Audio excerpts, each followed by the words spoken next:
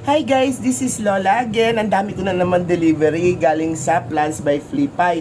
But anyway, dahil sa ang dami kong delivery, nagre-repat na naman ang Lola ng mga bago nating mga halaman.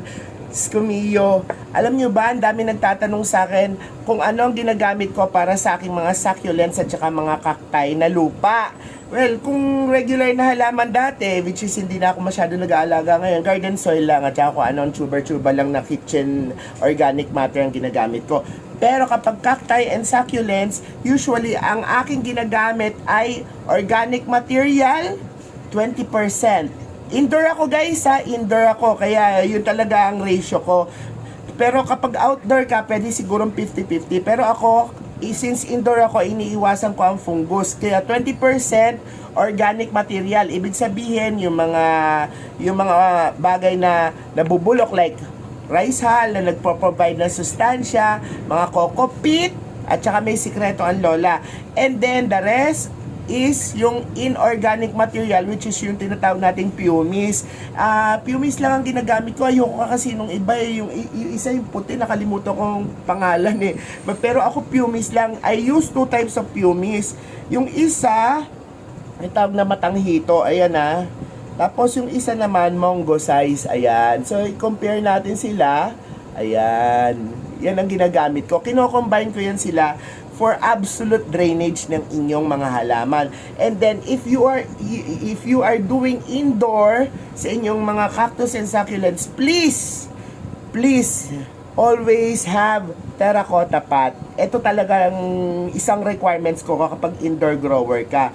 Pero if you're going to use plastic pot, be sure na yung plastic pot mo is something that can have adequate ventilation sa ilalim or yung adequate drainage system. Ito ang lagi kong ginagamit. So, nabibili lang naman ito online.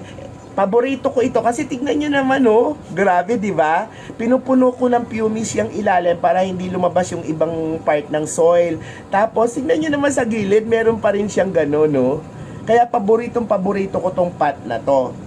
And then, anong mga ginagamit ko na content ng aking soil? Actually, ito nga, meron ako dito. May content na to eh.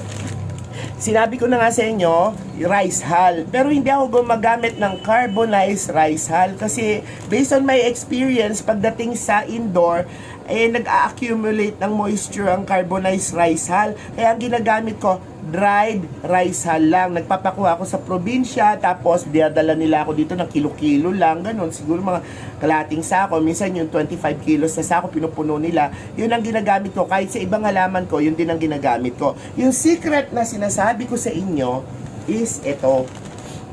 Yan. Lola usually grow sampalok sa lugar niya. Kaya may sampalok talaga ako dito. Dati dalawa nga, ngayon isa na lang kasi yung isa na benta ko. Kasi nga pwede na siyang for bonsai. Itong isa binobonsai ko pa.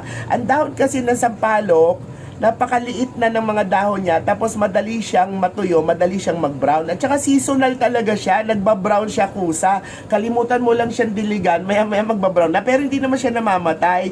Ganun lang talaga yung ugali niya. So, hina-harvest ko yung dahon niya. Actually, minsan may mga stem pa yan. Ayan o, katulad nito, pakita ko sa inyo ha. Ayan o, tingnan nyo o. Sampalok leaves yan with stem. So, dinadry ko pa yan. Tapos, hinahayaan ko lang, air dry lang guys, kasi hindi naman siya sensitive, madali siyang matuyo talaga pag sampalok leaves. Another type of leaf na ginagamit ko is yung Chinese malunggay. Kasi ang bilis-bilis magdahon ng Chinese malunggay na kung magsasawa talaga kayo. Actually, edible naman ito. Nagagamit din namin to as malunggay na iluluto din namin ito. May mga dishes na ginagamitan namin ito.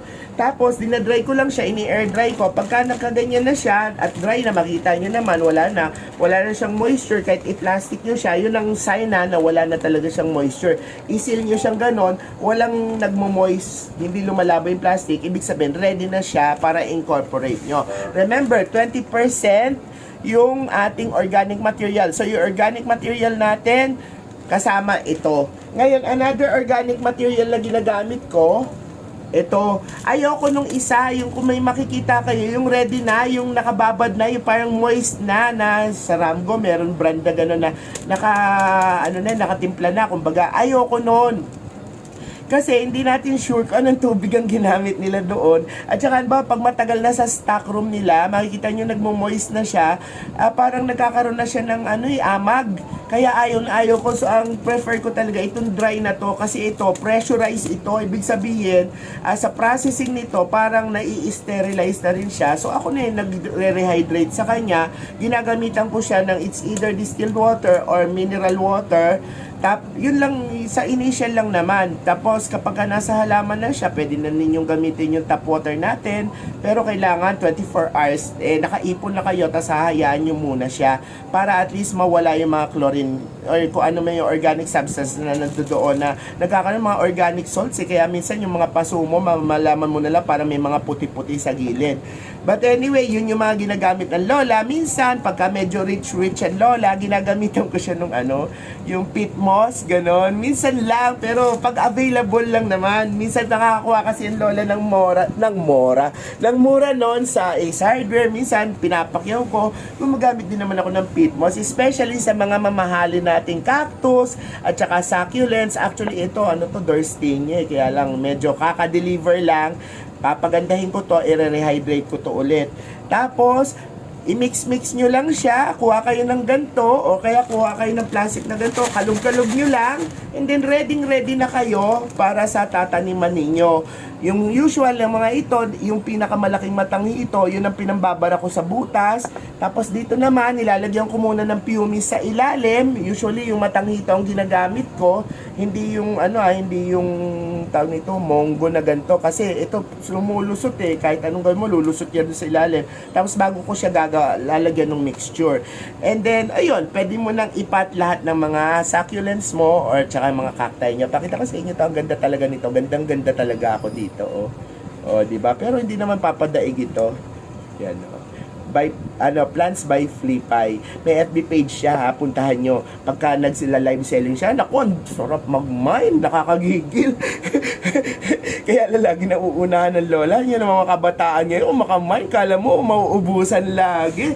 But anyway guys, if you want this kind of video na nagtuturo sa inyo lola kung paano ang ginagawa niya sa mga plants and succulents niya indoor para hindi na kayo maligaw, well, at least based on my experience, ang dami-dami nila, hindi na kayo maliligaw sa mga gagawin ninyo, mabubuhay na sila. Susunod, pag-usapan naman natin yung tungkol sa lighting.